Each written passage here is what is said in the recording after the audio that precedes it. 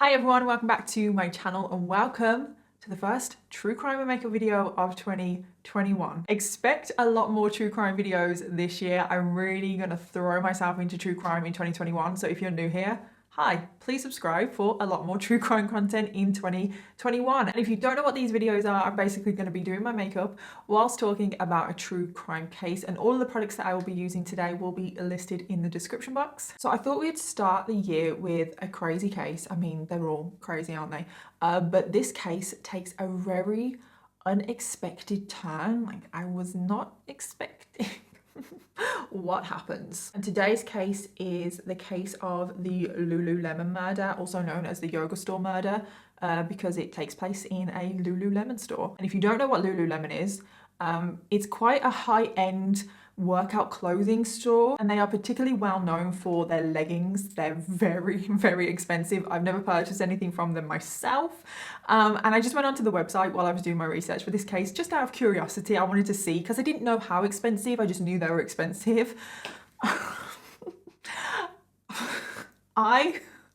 I couldn't believe the prices. I can kind of wrap my head around expensive leggings, because leggings are so difficult, like to get a comfortable pair that are really comfortable, that are tight, they're not too tight, they kind of suck you in where you want to. I can kind of wrap my head around expensive leggings, but they had a pair of basic grey joggers for £110. There is nothing in the world that can convince me that joggers are worth £110. So hopefully that gives you an idea of Lululemon. And this particular Lululemon store was located in Bethesda, Maryland, which is quite a wealthy suburb and is very popular with workers from Washington, DC, because it's only like 10 miles away. So on Saturday, the 12th of March, Rachel, who is a manager at Lululemon, arrives at work at the Bethesda store. She arrives at around 8 a.m. And when she arrives at the store, the door is unlocked, which is obviously not normal. So she immediately starts panicking. I mean, I think we all would. And as she entered the store, she was shocked by the chaos that was in front of her. There was clothes on the floor, mannequins had been knocked over. There was even a TV that had been like ripped off the wall and was smashed on the floor. So her mind immediately went to, oh my God, we've had a break-in. But then she saw blood. So she immediately rushes out of the store and she comes across this young man called Ryan, who was outside. He was actually queuing outside the Apple store, which was located next door. He was queuing because Apple had released their iPad 2 and he was in line to get his iPad 2. So Ryan sees Rachel rushing out of this store and she's quite clearly distressed, and he goes over to her, wants to know what's going on, if anything's wrong and if he can help. So after Rachel describes what she found in the store to Ryan, he offers to go into the store for her and check things out a little bit further, even though I don't think poor Ryan at the time knew exactly what he was going to come across. So he enters the store very apprehensively, as you can imagine, and he sees the chaos that Rachel saw, and he starts to make his way to the back of the store. And as he's moving towards the back of the store, the situation is becoming more chaotic. There is more blood. There is just more things on the floor thrown around. Ryan spots a door right at the back of the store that's kind of slightly ajar. So he goes towards the door. He wants to see what's going on because it does look like there's a lot of blood coming from this room. So he goes to push the door open, and he can't. There is some resistance. It's like something is blocking the way. So he pushes the door a little bit harder and the door does open, and he's absolutely horrified because the door was being blocked by a body. And there was blood everywhere. There was blood sprayed all up the walls. There was blood all over the floor. The body was in a pool of blood. There was just so much blood everywhere, and the body had so many injuries. Ryan couldn't even identify whether the body was a male or a female at the time. That's how extreme the injuries were. Ryan turns to leave the store. However, as he does so, he kind of hears like a muffled groan coming from one of the staff toilets. He did go and check it out, and I can't even imagine what is going through his mind right now. He must have been absolutely terrified. I mean, he got up that Saturday morning, just thought it was going to be a normal day. I mean, obviously they all did, but Ryan just went to get his iPad 2. But he went to the staff toilets and he could see some legs sticking out of the bathroom door. And as he gets closer, he finds a woman that is also covered in blood. She has quite a substantial injury to her head. Her body is covered with like small cuts everywhere. The crotch area on her leggings had also been completely savagely removed, and she was tied up with zip ties. Her hands and her feet were like completely bound, but thankfully she was still alive. Ryan could see that she was breathing. So when the emergency services arrived, the body that Ryan came across first, the one that was just so badly injured he couldn't even identify them, she was identified as a woman whose name was Jaina Murray, and very tragically she was pronounced dead at the scene. Now Jaina Murray was 30 years old, or should I say 30 years young. She was so incredibly young, and she was just somebody that everybody loved. She always had this huge smile on her face. She was always happy to help, and she just really lived life to the full. She was very adventurous. She traveled the world. She was definitely like an adrenaline junkie. She loved skydiving and rock climbing and bungee jumping.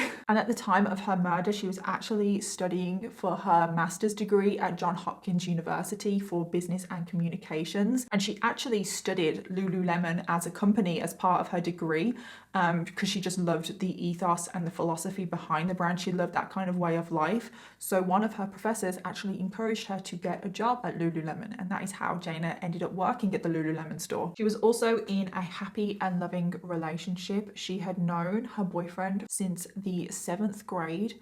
And what was so incredibly tragic is that he was planning on proposing. So the other woman that was found at the scene, the one that was in the bathroom, was also a Lululemon employee, and she was identified as Brittany Norwood, and she was 28 years old. And luckily, like I said, she was still alive. She did survive this brutal attack, and she was rushed straight to hospital. And she did have one major injury to her head, but very luckily, a lot of her other injuries were very superficial, like the cuts all over her body hadn't actually gone that deep. So because her injuries weren't that bad, the police were able to talk to her relatively quickly and get an account of what exactly happened in that store. So Brittany started by telling the police that both her and Jaina were on the late shift on Friday the 11th of March, the night before, and they closed up the store around 10 p.m. and Jaina made her way home. She got in her car to drive home, and Brittany made her way home by walking to the metro station. However, when she was nearly at the metro station, she realized that she could not find her metro card anywhere. So she just assumed that she'd left it at work. So she did phone Jaina, because Jaina was also a manager at the store and she was the only one with keys. So she phoned Jaina to see if she could let her in the Lululemon store so she could get her metro card so she could go home, which of course Jaina did. So when Jaina arrived at the store, she just left her car parked outside of the store. Both her and Brittany went into the store, they left the door unlocked, and they started looking for the metro card, but they couldn't find it. And after 10 minutes or so, Jaina was just like, Brittany, have my metro card, we'll look for yours tomorrow, it's not a big deal. However, when they went to leave the store, two men appeared out of nowhere. They were dressed head to toe in black, and they were both wearing ski masks. The first man struck Jaina, which knocked her out, and then the second man also struck Brittany and grabbed her by her hair and dragged her to the back of the store. Brittany tried to resist the man, but he was very aggressive. He was using very aggressive, violent language. He was using a lot of racial slurs. So the man dragged Brittany to the bathroom where Ryan found her the next day, and he threw her on the ground and began cutting her all over her body. And then he cut open the crotch of her leggings and started to rape her. And after, he continued to sexually assault her with a wooden coat hanger. Whilst this attack was happening on Brittany, Brittany could kind of hear what was going on with Jaina. She could hear lots of shouting and screaming and like thuds. And as time went on, Brittany said that Jaina's screams were just getting quieter and quieter until they eventually just faded away. At this point, Brittany did manage to get away from her attacker, and she tried to make her way to Jaina. And while she was telling the police this, she was crying uncontrollably, which obviously you can understand. And she just kept repeating to the police, there was so much blood. There was so much blood. That's what she just kept repeating over and over to police. However, she didn't really get to Jaina. She saw Jaina, but she didn't really get to do anything. She didn't get to help her in any way before her attacker knocked her down again, dragged her back to the bathroom, and this is when he tied her up with the zip ties. Brittany was quite clearly suffering with survivor's guilt. She was blaming herself for what had happened to Jaina. She just kept saying, if I hadn't lost my Metro card, if I hadn't asked Jaina to go back to the store, this wouldn't have happened. Jaina was so innocent. It was at this point that Brittany asked how Jaina was doing. She didn't even realise that Jaina had died. An autopsy was carried out on Jaina, and it was discovered that Jaina had sustained a total of 331 injuries. There actually could have been more, but that was just the amount that they could identify, because some of the injuries could have been layered and they could only class that as one, if that makes sense. And based on the evidence from the crime scene and the injuries sustained, these 331 injuries were made with at least 7 weapons, which included a hammer, a wrench, 2 box cutters, a rope, a little metal peg that was a part of a mannequin. And what is extremely, just absolutely horrific to hear is that Jaina was alive for this entire attack. She was fighting for her life for this whole attack. And then the very last injury was a stab wound to the back of her neck, which severed her spinal cord, which was the last fatal blow. And the way that they could tell that Jaina was alive throughout this whole attack is that all of the injuries had bruised in some kind of way, or there was bleeding. And that could only have happened if Jaina's heart was still beating. Brittany couldn't give a very accurate description of the attackers because they were wearing ski masks. The only thing she could really tell the police was that one was very short and one was very tall. There was only one clue really at the crime scene to even give any indication of who these attackers were, and that was bloody footprints walked through the store, and they were a size 14. Unfortunately, Lululemon didn't have any CCTV, which I didn't realize was a thing. Like, I don't know if it's just me, but I thought all stores had CCTV inside and outside. But I don't know if that's just me that thought that. But Lululemon didn't have CCTV inside or outside of the store. However, luckily they were next door to an Apple store, which did have CCTV. So the police went to Apple to recover the tapes. And on the footage, they saw none other than 2 men dressed head to toe in black, one tall, one short, walking past the Lululemon store at approximately the time of the attack. However, they couldn't see the faces from this footage, so they couldn't identify them. So one detective just decided to do an old-fashioned stakeout the Lululemon store to see if the attackers would return to the scene. And miraculously, right on schedule, 2 men dressed in head-to-toe black, one tall, one short, walked past the Lululemon store. However, after questioning, these 2 men turned out to be completely innocent. They were actually waiters at a nearby local restaurant, and they dressed in all black because that was their uniform, and they walked in that direction past the Lululemon store because that was their way home. So with no leads, the police returned to the Apple store because they also had CCTV cameras inside the store. And on the night of the murder, from 10 to 19 minutes past 10, it was clear that the Apple employees could hear a commotion coming from the Lululemon store. I mean, you can visibly see them on the CCTV footage walking over to the wall. So the police questioned the employees working that evening because they wanted to know exactly what they could hear and if that could give them any leads as to who these attackers were. And the Apple employees just said that they could hear a combination of screams, strange thuds, and hysterical voices. They could make out 2 female voices. One angrily shouted, quote, "Talk to me, tell me what's going on. Why won't you tell me?" And then the other female voice saying hysterically, quote, "Stop, oh God, please help me, God." And then the police were like, okay, 2 female voices? What about the male voices, which were the attackers? But the Apple employees said there weren't any male voices. There was definitely just the 2 female voices. And the police were so shocked, and I am so shocked at why the Apple employees didn't report this commotion. Why didn't they tell anybody? Why didn't they phone the police? Why didn't they tell the security that was at the Apple store? Because the Apple store always has security. Why didn't they tell anybody? And the Apple employees just said that they thought it was just a little bit of drama. Just a little bit of drama. So still with no leads, the police return to the crime scene. They look through everything again. They want to see if there is anything that they missed, anything that could lead them to a suspect in any way. And this is when they start to look a little bit more closely at those set of bloody footprints that was walked through the store, and they were starting to get a little bit confused about these footprints. And there was another set of footsteps as well, and this was from a smaller shoe size, and the size 14 footsteps were always on top of the smaller set of footsteps. There was no overlapping whatsoever, which is what you would expect from a violent attack, from the attacker and the victim going back and forth. You would expect some overlapping, but there wasn't, which is very, very strange. And then a shocking discovery was made. There was a size 14 pair of shoes in the Lululemon store, and the print on the bottom of the shoe matched identically to the bloody footsteps on the floor. The police returned to Brittany and they asked her about these shoes. They're like, what's the deal with these shoes? Because they were just on a shelf. They were like, why is this random pair of shoes just on the shelf?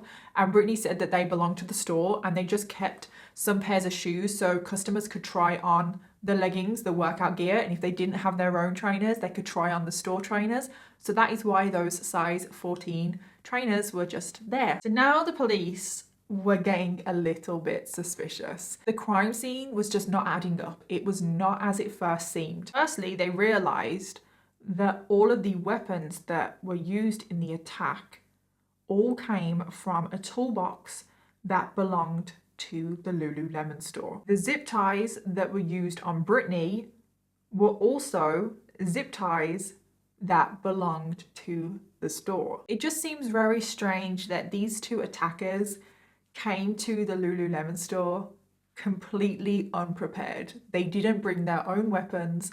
They didn't bring anything. Like, wouldn't they at least like have something on them? The bloody footsteps as well never left the store. Another thing that was just extremely bizarre to the police was the differences between the injuries that Jaina had sustained and Brittany. Brittany, in comparison to Jaina, had come off relatively lightly. As well, the investigators were just a little bit confused about these attackers. I mean, they just seemed too evil to be true.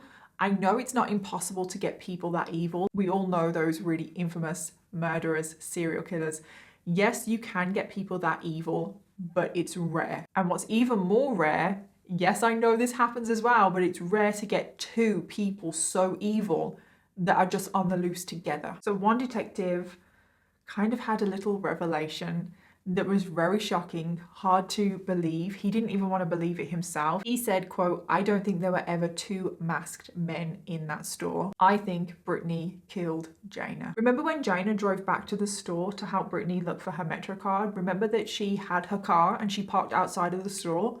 Well, where was this car? Because the car was not outside the store. Well, the car was actually found 3 blocks away from the store, and there was blood found all on the inside of the car. And when the DNA results came back, it showed that the blood belonged to both Jaina and Brittany, and it also indicated that only one person had been in the car following the attack, and that person was Brittany. So the police questioned Brittany about the car, and Brittany claimed to not know what had happened to the car, and she also said that she had never been in the car.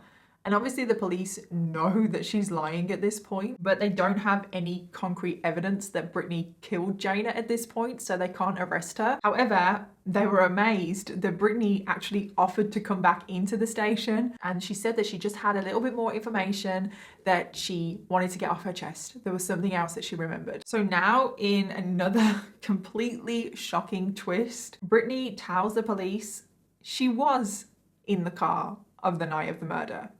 And she wasn't just in the car, she drove it. She said that her attackers forced her to move the car because they didn't want the car outside the store because it might grab some attention. So they forced Brittany to move the car and threatened to kill her if she didn't return back to the store. So let's just get this straight. Firstly, Brittany doesn't remember being in the car. And now all of a sudden she was in the car. And she wasn't just in the car, she drove the car. She drove the car 3 blocks away. And then she walked back to the store. Brittany could have at any point gotten away. she could have kept driving. She could have alerted anyone. She even passed a police car. When she was driving this car 3 blocks away, she passed a police car. Yet she didn't think to tell them. She didn't think to stop. She didn't think to keep driving. She didn't think to get help for Jaina. I'm just like, at this point, I'm just like, what was going on in Brittany's head? Did she truly believe that the police were going to believe this story that she was telling? So at this point, the police just decide to come clean to Brittany and say, look, we think you killed Jaina. And when the police say this, she instantly clams up and just repeatedly keeps saying, I want to go home. I want to go home. The police decide to bring Brittany's brother into the room, thinking that maybe he could help. Maybe he could help her confess. So the police tell her brother everything that they have. After informing Brittany's brother of everything that the police have, they leave the room. They say, we'll give you a minute. Let Brittany calm down, let her brother and Brittany just process everything, digest the information. What they were secretly doing was leaving the room hoping that Brittany would come clean to just her brother. The first thing that Brittany asks her brother, are there any cameras in this room? And her brother replies, no, I've checked. So Brittany's brother straight away just comes out with it, did you do this? With Brittany responding, quote, I don't want to talk about it here. Tell me right now, did you do it? I just don't want to talk about it here. I mean, if you were innocent, your response would be no. Her brother was still pleading with her to tell him the truth, tell him what happened, with Brittany replying, I don't want everyone to be disappointed in me. Doesn't really sound like an innocent person. So I think at this point, her brother just assumes that she's guilty.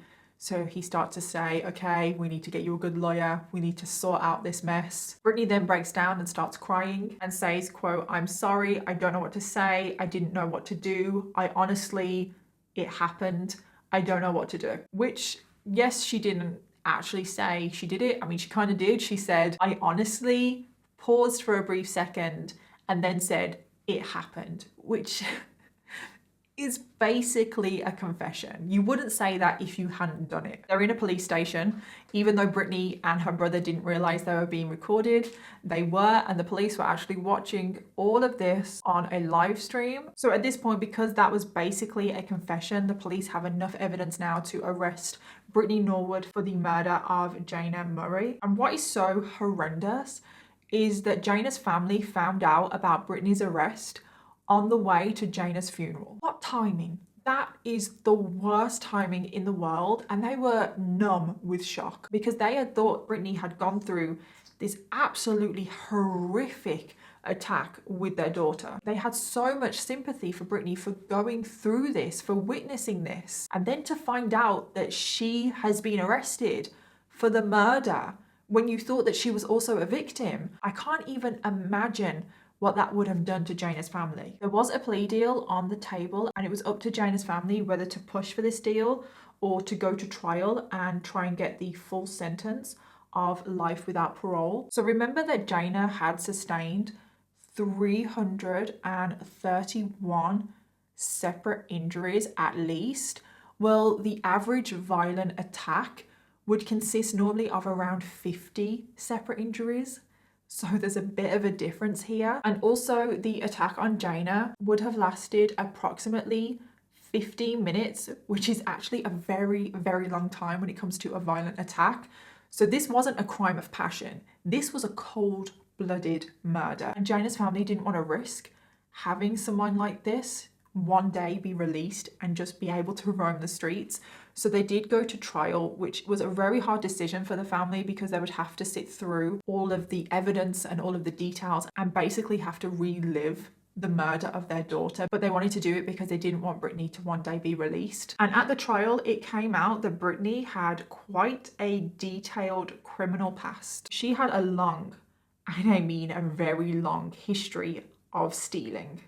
She would steal from even her family and her friends. And shockingly, Brittany had worked at a different Lululemon store and was caught stealing from that store, which is why she lost her job there. I don't know how she got another job, to be honest, but she did. She also had a history of violence.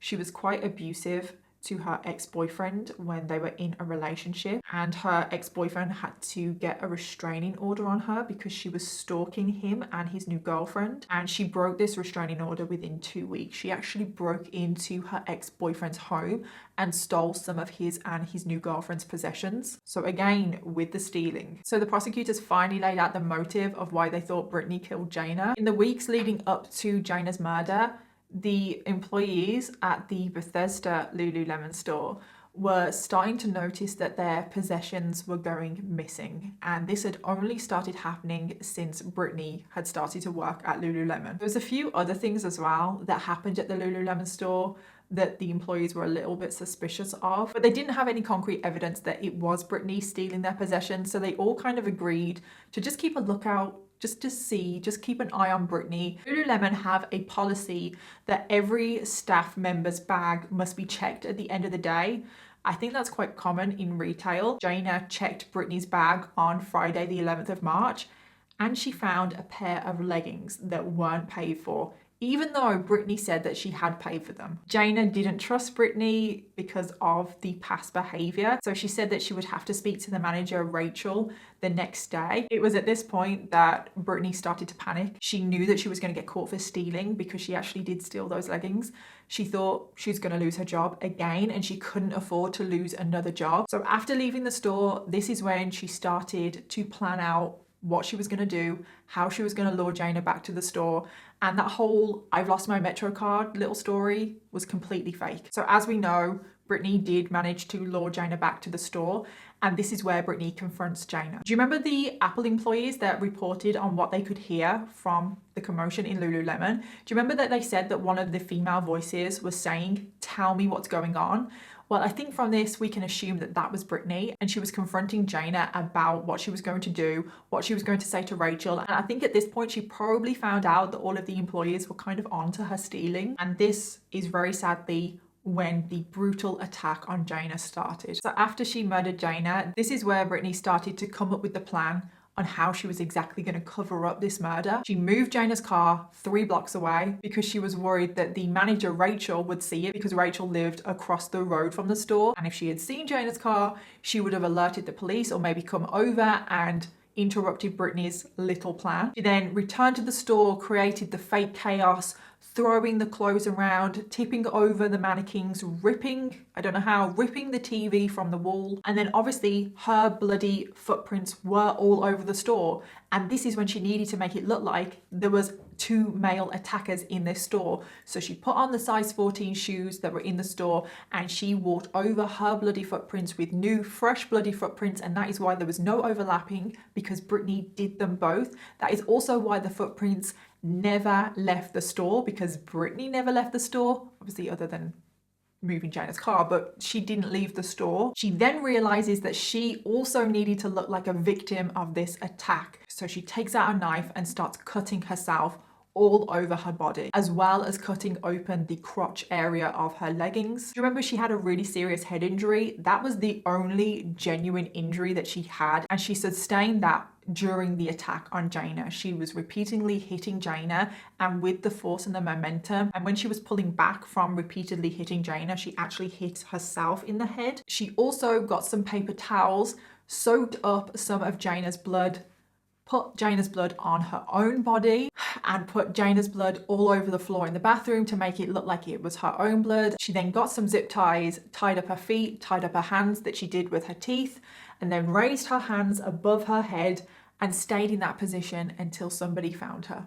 which of course Ryan did. So after hearing all of this, it only took the jury minutes to decide that Brittany was guilty. And Brittany was found guilty of premeditated first-degree murder and was sentenced to life imprisonment without parole. And that is the case of the Lululemon murder, which is such a horrific, horrible, tragic, twisted, it's horrible. There was a really good book that I read when I was doing my research for this case, so if you want any more details on this case, you should definitely check out that book. I'll leave all the details in the description box. And that is it. I really hope you enjoyed this video. Please like and subscribe, and don't forget to leave me your case suggestions in the comments down below, and I'll see you in my next video. Bye.